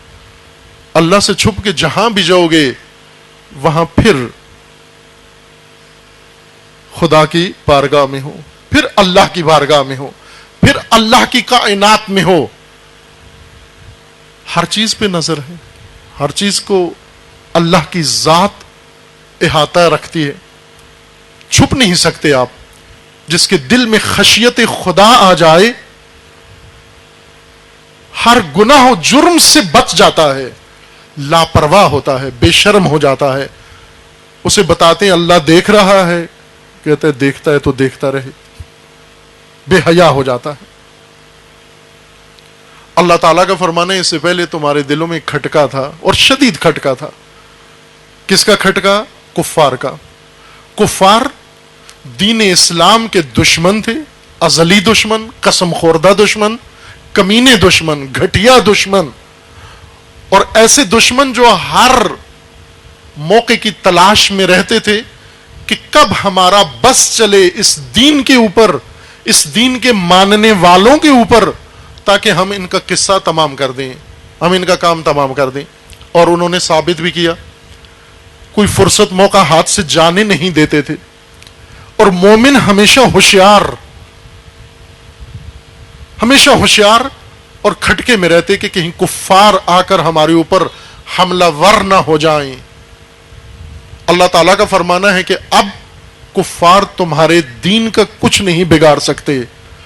آج سے نا امید ہو گئے، آج سے مایوس ہو گئے.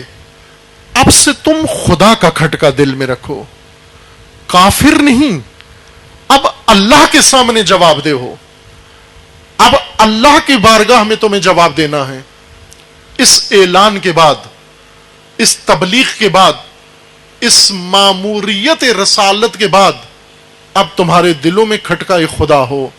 خدا پوچھے گا، چونکہ اللہ نے کیا کیا جو اب کھٹکا اللہ کا تمہارے دل میں ہو، پرواہ اللہ کی دل میں ہو. الیوم اکملت لکم دینکم، آج ہم نے تمہارے لیے دین کامل کر دیا ہے. واتممت علیکم نعمتی، اور ہم نے اپنی نعمت تام کر دی ہے، اتمام کر دی ہے. دین کامل کر دیا، اکمال کر دیا، اور نعمت کو اتمام کر دیا، تام بنا دیا. میں جان بوجھ کر تمام نہیں کہہ رہا، اسی مشکل کی وجہ سے کہ ایک تو اردو ویسے پسندیدہ زبان نہیں ہماری پاکستانیوں کی قومی زبان ہونے کی وجہ سے، اور اگر ہوتی بھی تو بھی ان قواعد کے ساتھ پڑھائی نہیں جاتی تاکہ اس کے دقیق معانی، صحیح معانی ذہن میں ہو. تمام کرنا ختم کرنے کو بھی کہتے ہیں بول چال والی اردو میں.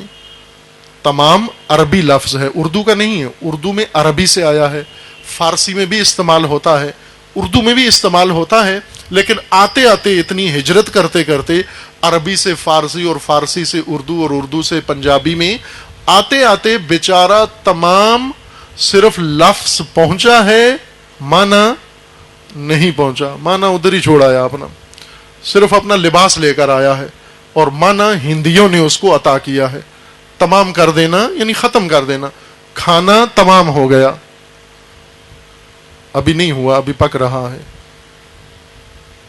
لیکن جب انشاءاللہ مومنین ہمت کریں گے تو پھر کھانا کہتے ہیں تمام ہو گیا ہے. تمام ہو سے مراد نہیں ختم ہو گیا، دیگ خالی ہو گئی.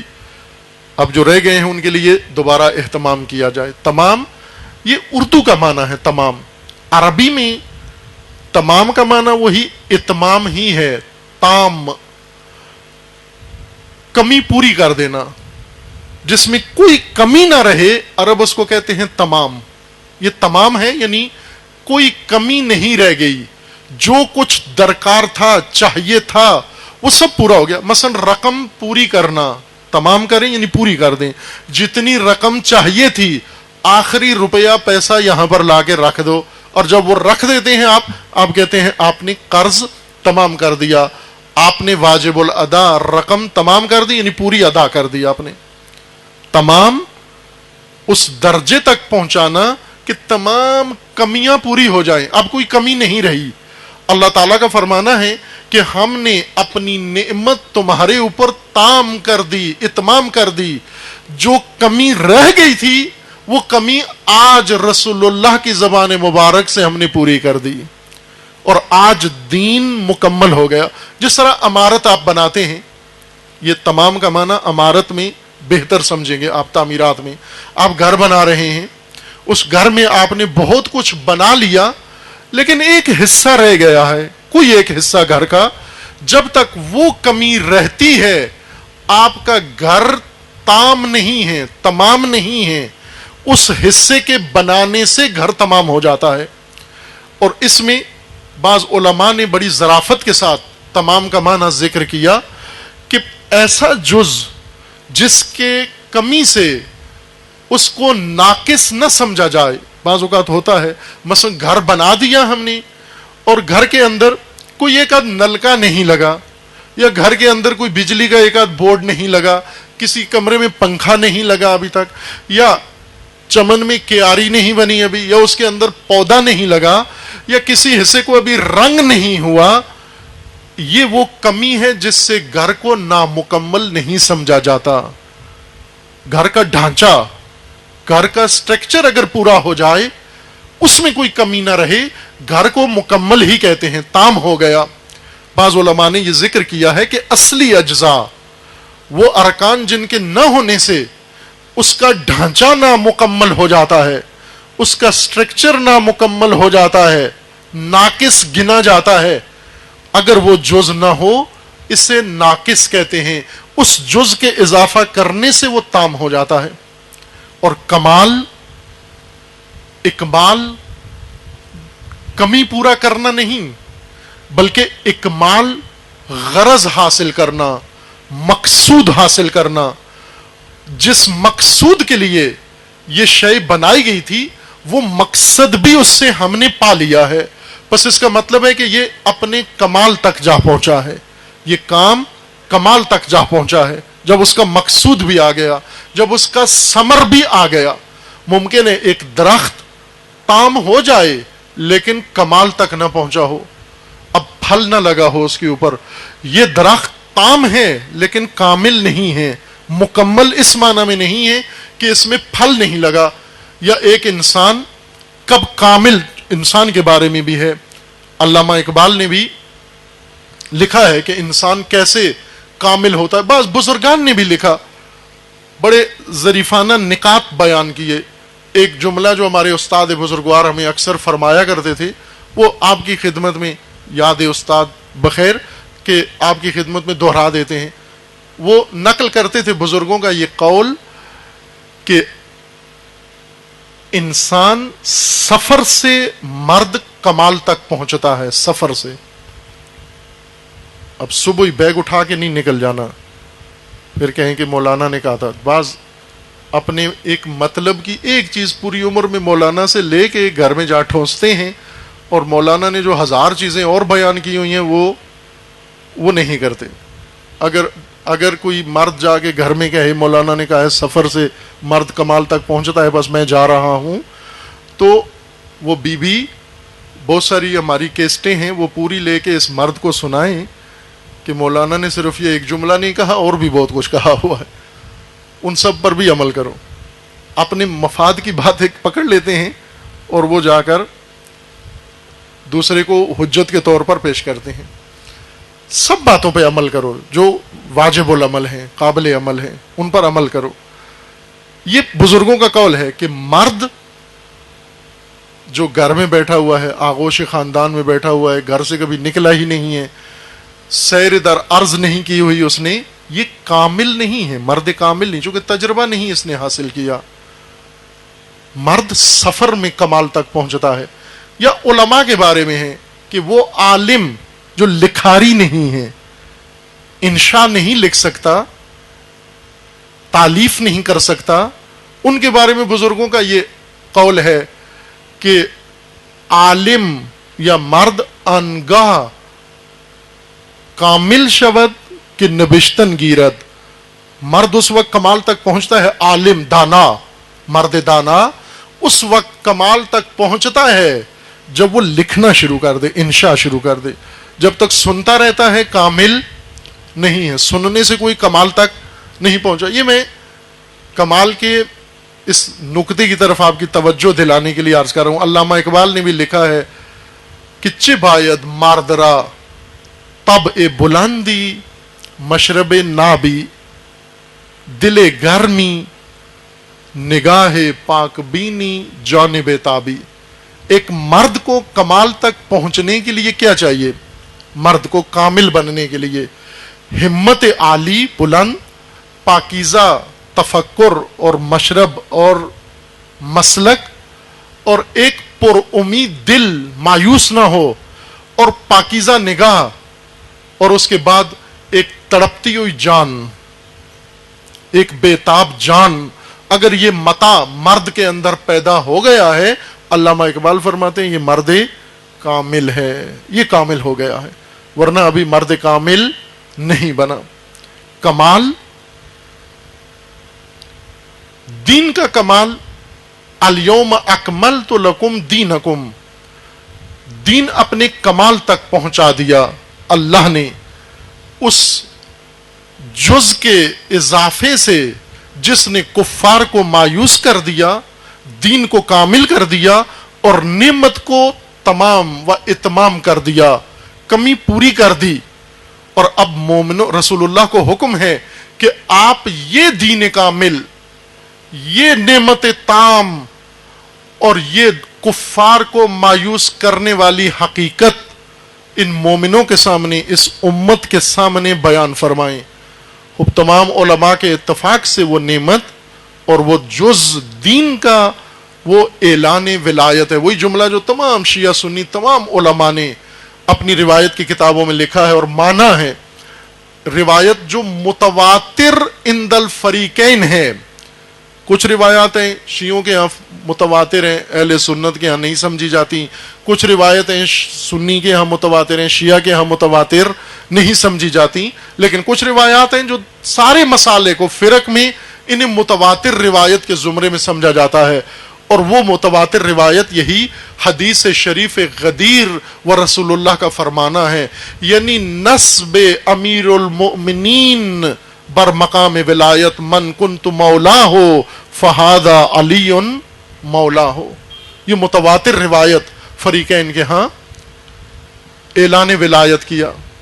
اس ولایت کے اعلان سے کفار آج تمہارے دین سے مایوس ہو گئے، اس سے دین کامل ہو گیا اور اس سے نعمت تمام ہو گئی. اب میں نے عرض کیا تھا کہ بعض قرآن سمجھنے میں الجھ گئے ہیں. قرآن میں الجھن نہیں، قرآن آسان و قرآن لا ریب ہے، باطل سے منزہ ہے.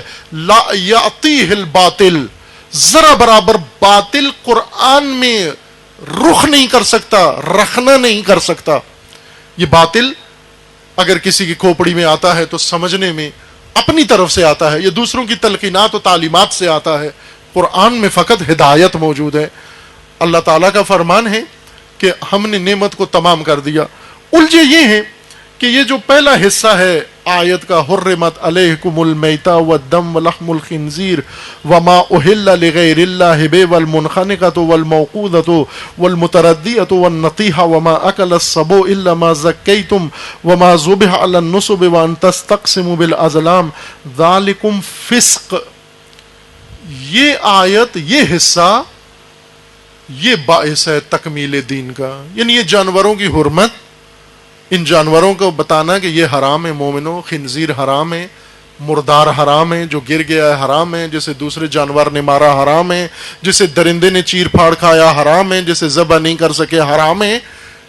یہ مضامین ہیں جن سے دین تکمیل ہوا ہے.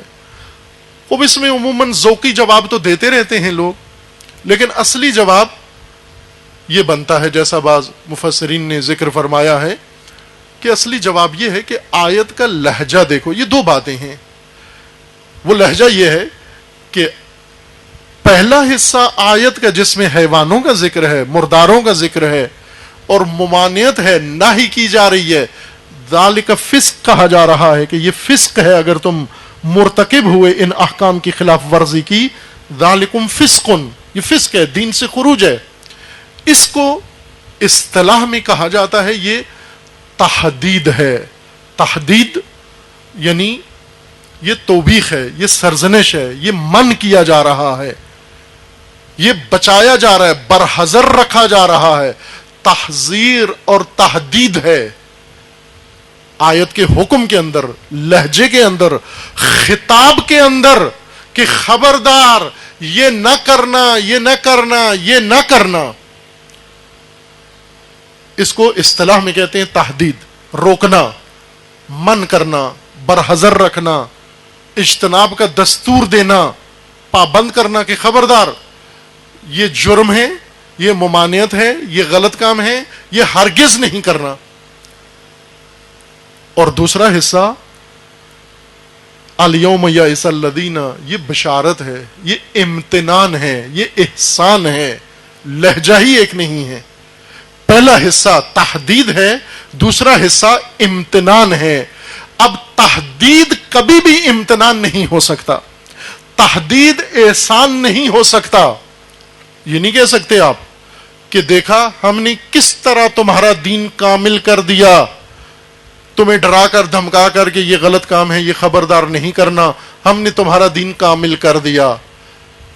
تحدید اور امتنان، ان میں فرق ہے. امتنان منت اردو میں، پنجابی میں منت کرنا یعنی کسی کی خوشامد کرنا، کسی کے آگے جا کے رونا، گڑ گڑانا اور اس کا دل نرم کرنا، استرحام کرنا، استظلام کرنا کہ مجھ پر رحم کریں، معاف کر دیں جی، مہربانی فرمائیں. یہ منت کرنا ہوتا ہے. منتیں کر کر کے اور سماجتیں کر کر کے کسی کے پاؤں پکڑنا، یہ منت کہلاتا ہے اردو میں. منت منا عربی زبان میں ہے، لقد من اللہ، منا جس کو ہم اردو میں احسان کرنا کہتے ہیں.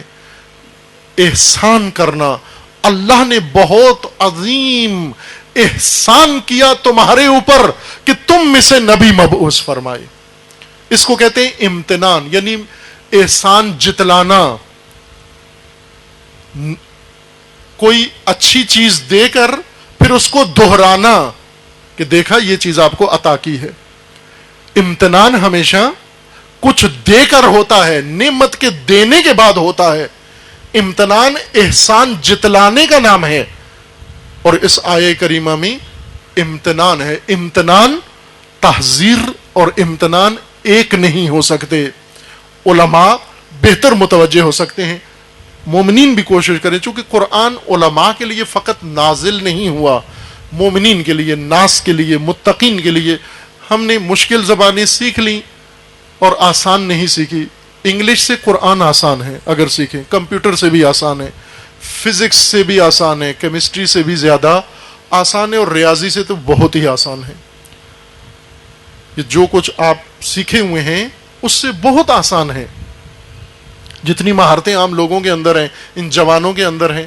حیرت ہوتی ہے ہمیں ان کی صلاحیتوں کے اوپر کہ اتنی کم عمری میں اس کے اندر اتنی صلاحیت ہے. اور پھر بہت تعجب ہوتا ہے کہ اتنی عظیم صلاحیت کے ہوتے ہوئے یسار قرآن، آسان قرآن، اس کو پڑھنا بھی نہیں آتا. جسے اللہ نے فرمایا لقد یسرنا القرآن. اگر یہ قرآن آ جائے، پڑھنا ہمیں سمجھنا آ جائے، آسان قرآن ہمیں آسانی سے سمجھ میں آ جائے، سارے امور ہمارے ٹھیک ہو جائیں. میں فقط آپ کو یہ نہیں کہ آیات کی پیچیدگیاں عرض کرنا چاہ رہا ہوں، وہ عرض کرنا یہ ہے عزیزان، اللہ نے فرمایا میں نے دین کامل کر دیا، میں نے دین تمام کر دیا. کامل و تمام کر کے رضیت لکم الاسلام دینا، اس اسلام کو تمہارے لیے دین کے طور پر میں نے پسند کیا ہے. یہ دین کامل اور تام کر کے، نعمتیں اضافہ کر کے، کمیاں پوری کر کے، آخری جز اضافہ کر کے، مہم ترین رکن قائم کر کے اپنے رسول کے ذریعے تمہارے سامنے پیش کر دیا. اور دین اسلام پسند کیا تمہارے لیے. وَرَضِيتُ لَكُمُ الْإِسْلَامَ دِينًا. دین اس حکم کو کہتے ہیں، آئین کو کہتے ہیں جس کی اطاعت کی جائے. وہ آئین اور حکم جس کی اطاعت کی جائے. اطاعت حکم دین ہے. آئین و قانون اللہ کا کام ہے بنانا. بشر حق نہیں رکھتا دین بنانا. دین قانون ہے, حکم, اور آئین جس کی بشر نے اطاعت کرنی ہے, اس کو اصطلاح میں دین کہا جاتا ہے. میں تکرار کر رہا ہوں, زبانوں پہ چڑھ جائے, چونکہ ذرا اجنبی سی بات ہے, نامانوس سی بات ہے, اس لیے تکرار سے آپ کے ذہنوں کو مانوس کر رہا ہوں. دین وہ حکم اور آئین اور قانون دین ہے جس کی انسان نے, مومن مسلم انسان نے جو تسلیم ہو گیا ہے اپنے پروردگار کے سامنے, اور اس نے ارادہ کر لیا ہے, ٹھان لیا ہے کہ میں نے اس حکم کی اطاعت کرنی ہے, جس کی اطاعت پر اس نے عہد کر لیا ہے, اب یہ قانون اس کا دین ہے, لازم الاطاعت ہے. اسلام دین ہے ہمارا, یعنی واجب الاطاعت ہے. دین اسی لیے ہے کہ اطاعت کرنی ہے. اگر اطاعت نہیں کی ہم نے, جس حصے کی اطاعت کی وہ ہمارا دین ہوگا, اور جس کی ہم نے اطاعت نہیں کی وہ دین نہیں شمار ہوگا ہمارا. چونکہ ہم نے اطاعت نہیں کی, پیروی نہیں کی, جٹلا دیا, ٹھکرا دیا اور اس کو ترک کر دیا, جو متروک ہو گیا وہ ہمارا دین نہیں شمار ہوگا. اللہ کا فرمانا ہے کہ جو دین میں نے پسند کیا ہے تمہارے لیے, اس کو پہلے میں نے کامل کیا ہے, اس کو درجہ اتمام تک پہنچایا ہے, اس کی کمیاں دور کی ہیں, اس کو درجہ کمال تک پہنچا کر, درجہ اتمام تک پہنچا کر تبلیغ کروا کے تمہارے سامنے پیش کیا. وَرَضِيتُ لَكُمُ الْإِسْلَامَ دِينًا. اب تم غور کرو جو تمہارے پاس ہے.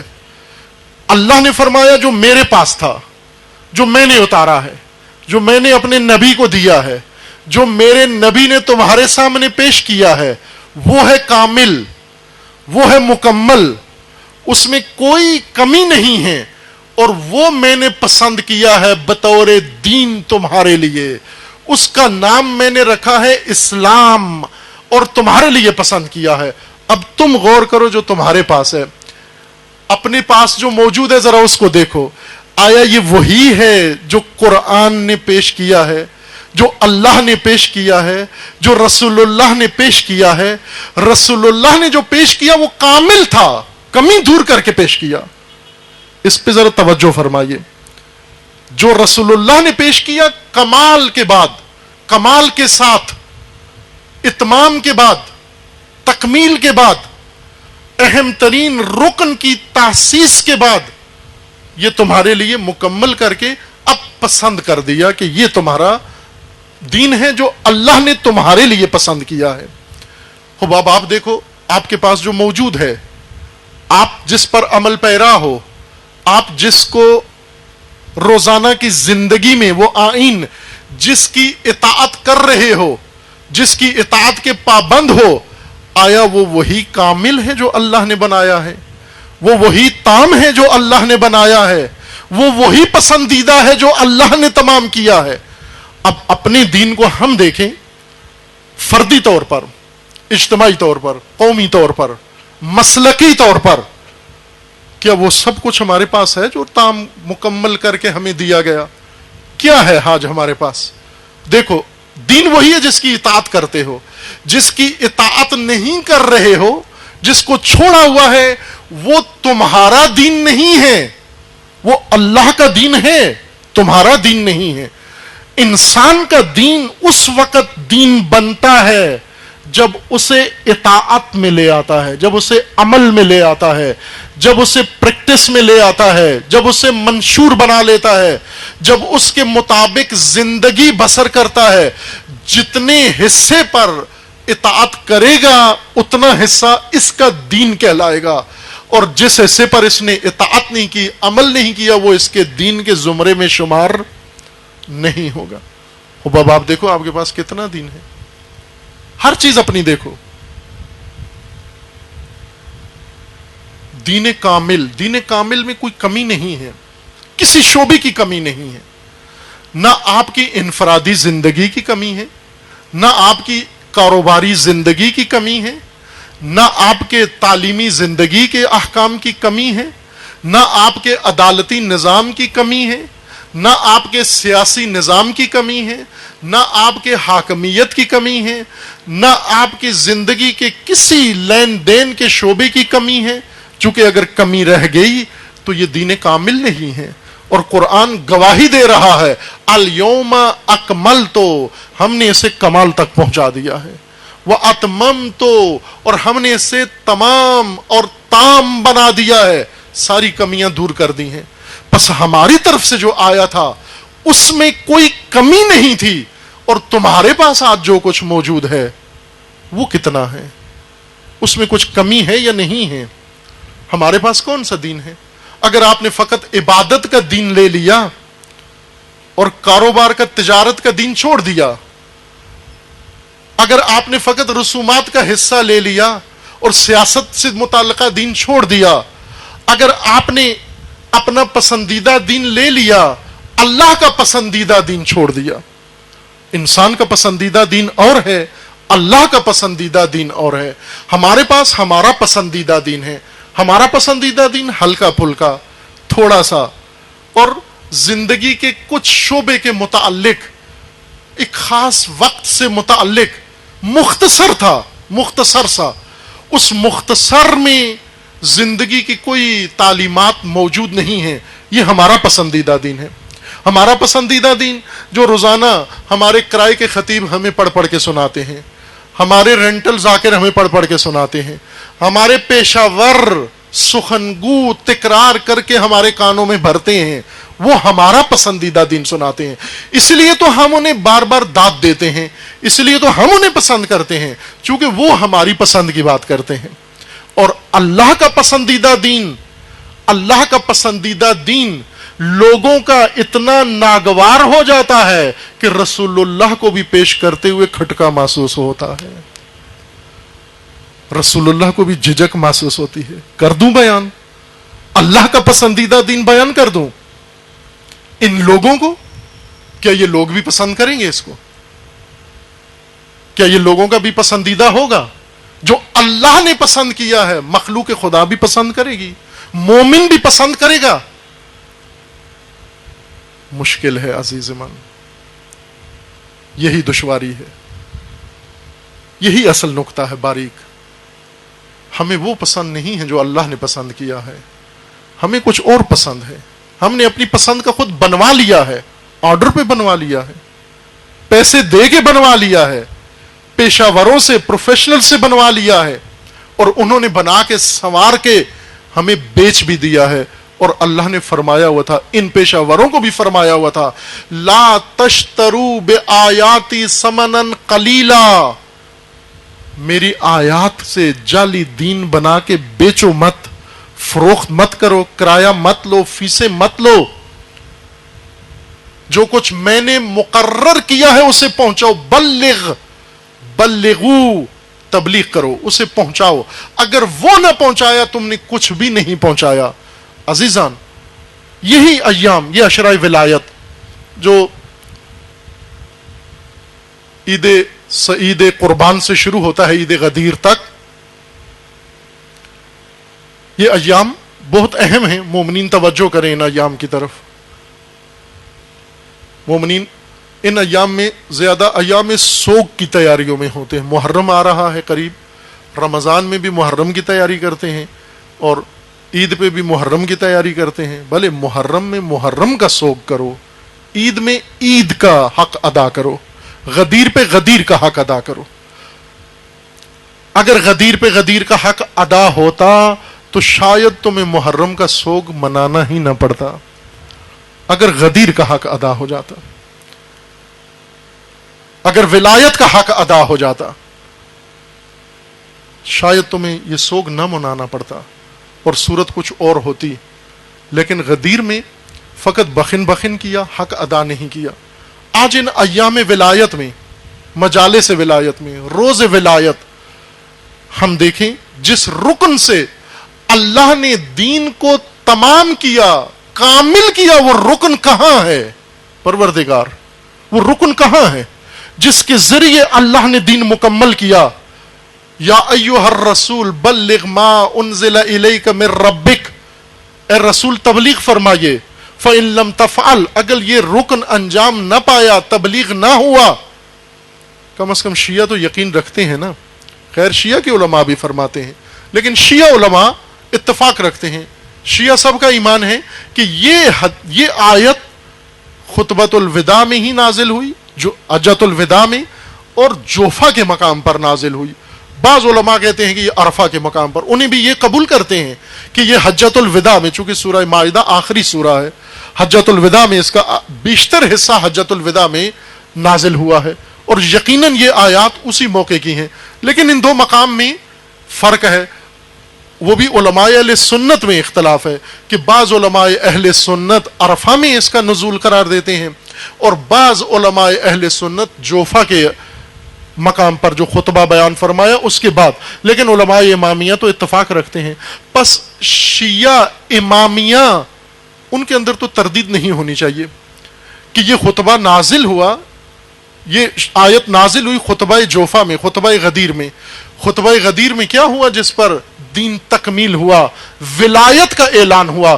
پس شیعہ تلاش کر وہ رکن کہاں ہے آج تیرے پاس، اس رکن کو کدھر کھو بیٹھا ہے، وہ کہاں گم ہو گیا تجھ سے، جس کے ذریعے اللہ نے دین پسند کیا تھا، جس کے ذریعے اللہ نے دین۔ پس جو تو گلے لگائے ہوئے ناقص ہے، یہ اللہ کا پسندیدہ دین نہیں ہے۔ جس دین میں ولایت نہ ہو وہ اللہ کا پسندیدہ دین نہیں ہے۔ ولایت نہ فقط نام ولایت کا، توجہ فرمائیں، ولایت نظام ولایت کا جو کافر کو مایوس کر دے، جو کافر کو نا امید کر دے۔ کافر کو ولایت کا لفظ نا امید نہیں کرتا، ولایت کا عقیدہ نا امید نہیں کرتا، ولایت ولا و محبت کے معنی میں اسے مایوس نہیں کرتی۔ غدیر میں ولایت کا جب اعلان ہوا تو جنہوں نے داد دی، بخن بخن کی، واہ واہ کیا، وہ سب کس بات پہ داد دے رہے تھے؟ خوش تھے۔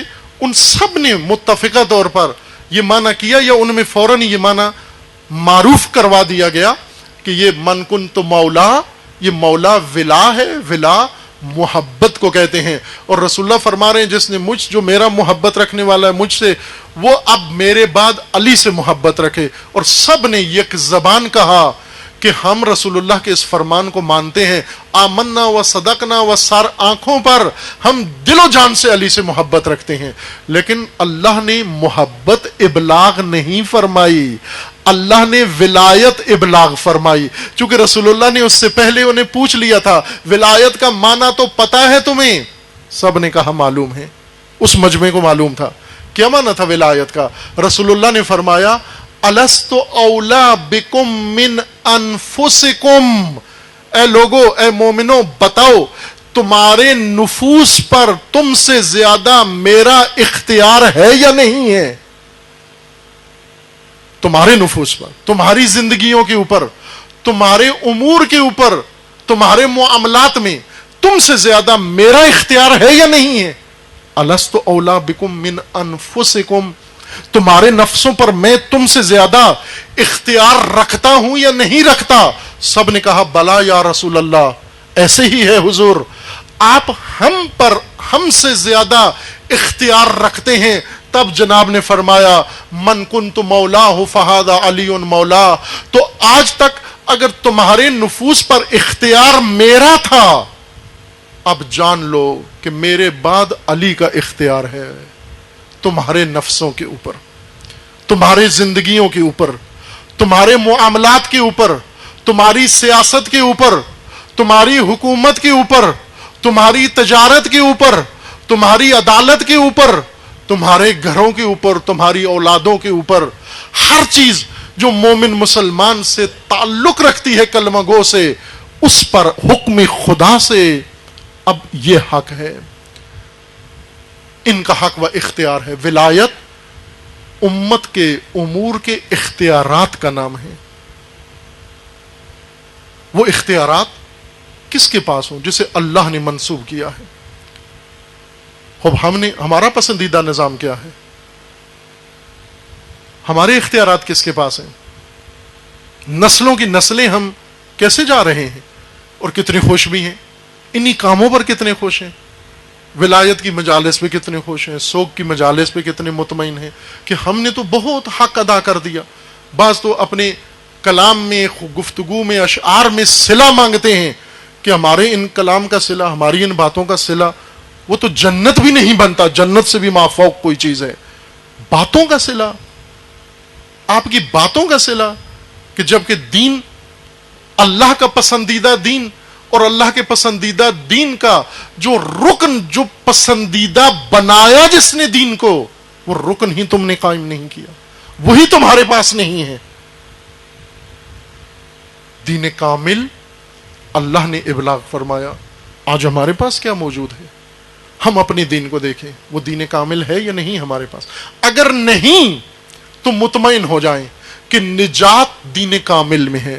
جو اللہ نے دین پسند کیا اس میں نجات ہے، جو ہم نے پسند کر لیا وہ فقط دھوکے کے لیے ہے، وہ فقط دل خوش کرنے کے لیے ہے، وہ اس دنیا کے مشغلے کے لیے ہے، وہ اللہ کے ہاں دین شمار ہی نہیں ہوتا، اس کو دین کے زمرے میں درج نہیں کیا جاتا۔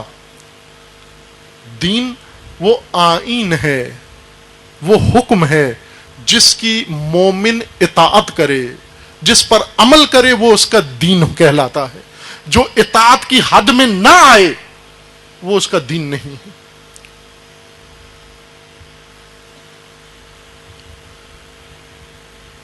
حکم اس لیے دیا گیا اس رکن کے احیاء کا، ائمہ نے اس لیے بیان فرمایا بنی الاسلام علی خمسۃ اشیاء، اسلام کی بنیاد 5 چیزوں پر ہے، علی الصلاۃ والزکاۃ والحج والصوم والولایہ، 5 ارکان پر دین استوار ہے، نماز، روزہ، حج، زکوٰۃ اور ولایت کے اوپر۔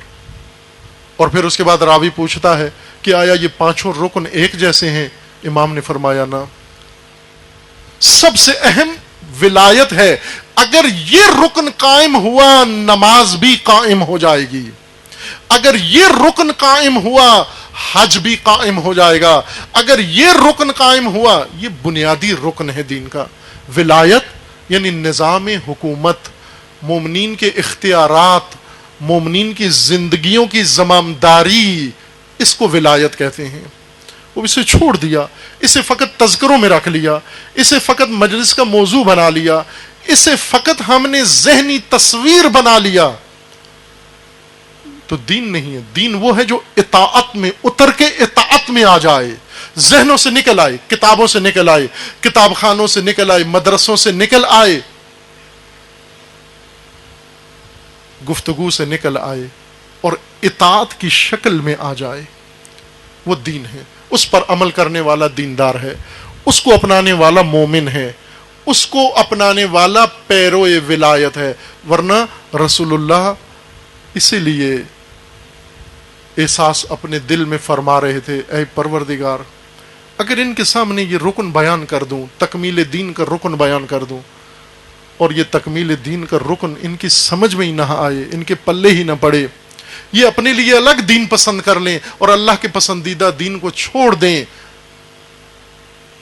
اور آپ گواہی دیں گے، آپ بھی گواہی دیں گے، ہم سب گواہی دیں گے کہ رسول اللہ کا خوف درست تھا، حق بے جانب تھا۔ آج 1400 سال بعد کہاں ہے ولایت؟ شیعہ جواب دے، کہاں ہے ولایت؟ جو مانتا ہے وہ بتائے کہاں ہے یہ رکن، کہاں ہے اللہ کے دین کا پسندیدہ رکن؟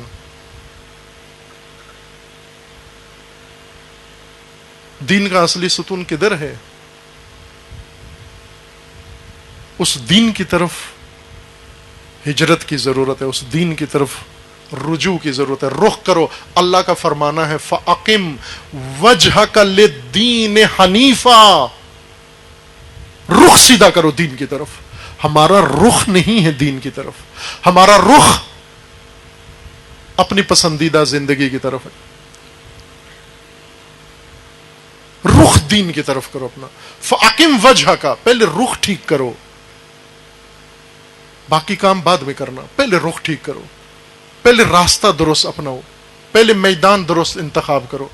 اس لیے قربانی کی دعا میں یہ دعا رکھی گئی ہے کہ کہو انی وجہت وجہی للذی فطر السماوات والارض حنیفا مسلما وما انا من المشرکین. پہلے شرک دور کر اپنے آپ سے، پہلے پاک کر اپنے آپ کو، پہلے اعلان کر انی وجہت وجہی، میں نے اپنا رخ اللہ کی طرف کر لیا ہے، دین کی طرف کر لیا ہے، دین حنیف کی طرف کر لیا ہے، سیدھے دین کی طرف کر لیا ہے. رخ ٹھیک کریں. ہمارا رخ ٹھیک دین کی طرف نہیں تھا.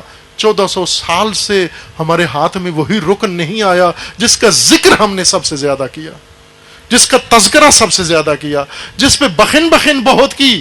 وہی رکن آج دکھانے کے قابل نہیں، موجود نہیں ہے. اور یہ بہت تأسف کا مقام ہے کہ 1400 سال اور ہر سال جشن غدیر بھی ہے، لیکن مکمل دین کی تکمیل کرنے والا جز مکمل و متمم مفقود ہے مومنوں کے ہاں. عزیزان، اس روش کو تھوڑا سا ترک کرنا پڑے گا، اس عادت کو کہ ہم آئیں سننے پہ اکتفا کریں اور سننے کو اس ثواب سمجھ لیں، اور یہی دین کا عالی ترین فریضہ یہ ہے کہ ایک جگہ اجتماع ہو اور ہم سنیں اور سن کے پھر سنانے والا اپنی طرف، ہم اپنی طرف چلے جائیں. اس طرح تو 14,000 سال اور گزر جائیں گے اور اللہ کا پسندیدہ دین متروک و محجور رہے گا، اور اللہ کے نبی یہ شکوہ کریں گے رب ان قومی اتخذوا هذا القرآن مہجورا. محشر میں جا کر نبی شکوہ کریں گے، اے میرے پالنے والے، میری قوم نے، ان قومی، میری قوم نے، اتخذوا هذا القرآن مہجورا، میری قوم نے اس قرآن کو متروک رکھا ہے، اس قرآن کو محجور رکھا ہے، اس قرآن سے دور زندگی بسر کی. انہوں نے ان کے گھروں میں ہوتے ہوئے انہوں نے قرآن سے دور اور قرآن سے باہر زندگی بسر کی. قرآن ان کا منشور نہیں تھا، دین پسندیدہ اللہ کا ان کا دین نہیں تھا.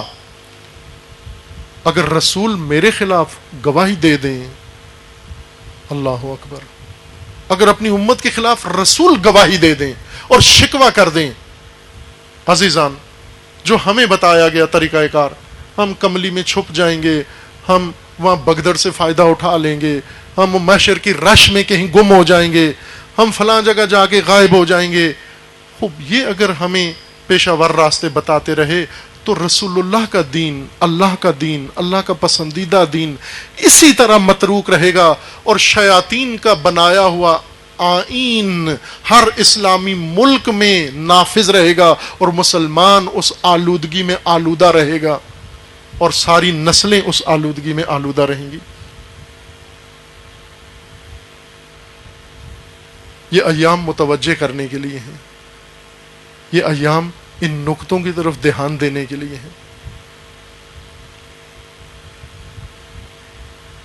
ان ایام میں فقط جمع ہو کر اور جشن منا کر اور پھر ہم کہیں ہم نے حق یوم ادا کر دیا نہیں ہوتا. عہد کے دن ہیں، اگر عہد کر لیں، احیاء کریں، ولایت کو احیاء کریں تاکہ دین زندہ ہو. آج کفار مایوس ہیں یا مسلمان مایوس ہیں؟ آج نا امید کون لگتا ہے؟ پریشان کون لگتا ہے؟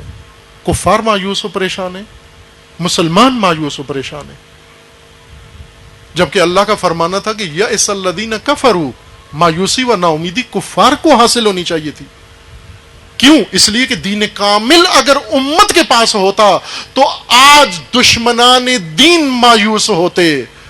دین خدا پسندیدہ دین ترک کر کے آج مسلمانوں کو مایوس ہونا پڑ رہا ہے، انہیں نا امید ہونا پڑ رہا ہے. اس نا امیدی کو امید میں بدلنا صرف ایک رمز و راز ہے اس کا، اور وہ قرآن، اور قرآن کی طرف رجوع، اور اللہ کا پسندیدہ دین اپنانا، اور اللہ کے پسندیدہ دین کی طرف رجوع کرنا ہے، تاکہ یہ سرزمین بھی، پاکستان بھی، اور تمام سرزمینیں، اسلامی سرزمینیں جن کے اندر مسلمان اللہ کا پسندیدہ دین اپنا کر امید پیدا کریں اپنے اندر، مایوسی دور کریں اپنے اندر سے، رجا پیدا کریں اپنے اندر، اور نا امید اپنے دشمنوں کو کریں اور اللہ کے دشمنوں کو کریں۔ نا امیدی کی حد ہے کہ آپ معمولی کاموں کے لیے بھی دشمنوں کے ملک میں جا کر، اس وقت پاکستانی ملت بہت پر امید ہے کہ وزیر اعظم امریکہ گئے ہوئے ہیں اور وہاں سے اس ملت کے لیے بہت کچھ مشکلات حل کر کے لوٹیں گے، کشمیر کا مسئلہ حل کر کے آئیں گے، قرضوں کا مسئلہ حل کر کے آئیں گے، دہشت گردی وہیں حل کر کے آئیں گے۔ یوں ہونا چاہیے تھا، یا یہ گہوارہ اسلام، یہ مسلمانوں کی سرزمین، یہاں پر امید لوگ ہونے چاہیے تھے، یہاں پر امید دنیا کو نظر آنی چاہیے تھی۔ وہ اس کے علاوہ نہیں ہو سکتا۔ ہم نے تفرقے میں، فرقہ واریت میں ولایت کو الجھا دیا، ہم نے اس کو شیعہ سنی کا مسئلہ بنا دیا، قرآن کے حکم کو، فرمان کو۔ ہم نے اپنی لذت زبان کے لیے یا اپنے مالی مفادات کے لیے جو امت کی نجات کا ستون تھا اسے موضوع جھگڑے کا بنا دیا، اسے تفرقے کا موضوع بنا دیا۔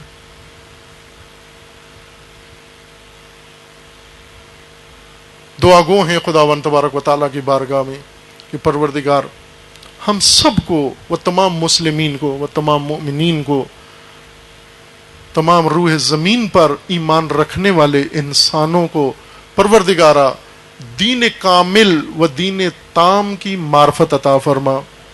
خداوندہ اس دین کامل کے رکن